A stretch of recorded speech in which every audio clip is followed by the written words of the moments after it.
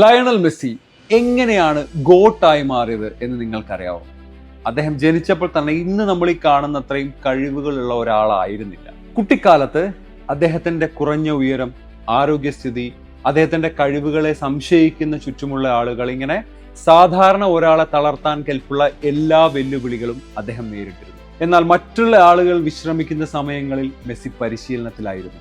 മറ്റുള്ള ആളുകൾ വേണ്ട, നേടാൻ കഴിയില്ല എന്ന് വിചാരിച്ച് ഉപേക്ഷിച്ച കാര്യങ്ങളിൽ മെസ്സി കൂടുതൽ ശ്രദ്ധ ചെലുത്തി, കൂടുതൽ ശ്രമിച്ചുകൊണ്ടേയിരുന്നു. It wasn't luck that made him great.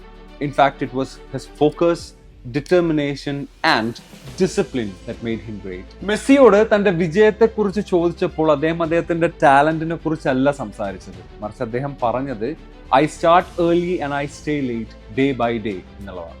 വൈകിയ രാത്രികളും കഠിനാധ്വാനങ്ങളും ത്യാഗങ്ങളുമാണ് അദ്ദേഹത്തിനെ ഇന്നത്തെ മെസ്സിയാക്കി മാറ്റിയത്. എന്ത് തന്നെയാണെങ്കിലും അദ്ദേഹം ഓരോ ദിവസവും മുൻപോട്ട് തന്നെയാണ് പോയിക്കൊണ്ടിരിക്കുന്നത്. അങ്ങനെയാണെങ്കിൽ നിങ്ങളുടെ സ്വപ്നത്തിലേക്കുള്ള ആദ്യത്തെ പടി എടുത്തു വെക്കാൻ നിങ്ങൾ തയ്യാറാണോ?